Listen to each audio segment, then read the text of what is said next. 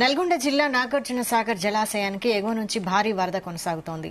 శ్రీశైలం నుంచి 2,88,066 క్యూసెక్ల ఇన్ఫ్లో వచ్చి చేరుతోంది. దీంతో నాగార్జున సాగర్ జలాశయం 24 క్రస్ట్ గేట్లు ఎత్తి నీటిని దిగువకు విడుదల చేస్తున్నారు. 24 గేట్ల ద్వారా 2,59,740 క్యూసెక్కుల నీటిని దిగువకు విడుదల చేస్తున్నారు. నాగార్జున సాగర్ పూర్తి స్థాయి నీటి మట్టం 590 అడుగులు కాగా ప్రస్తుతం 588.90 అడుగులుగా ఉంది. సాగర్ పూర్తి స్థాయి నీటి నిల్వ 312 టీఎంసీలకు గాను ప్రస్తుత నీటి నిల్వ 308.7614 టీఎంసీలుగా ఉంది. వరద ప్రవాహాన్ని బట్టి అధికారులు ఎప్పటికప్పుడు పర్యవేక్షిస్తూ తగిన చర్యలు తీసుకుంటున్నారు.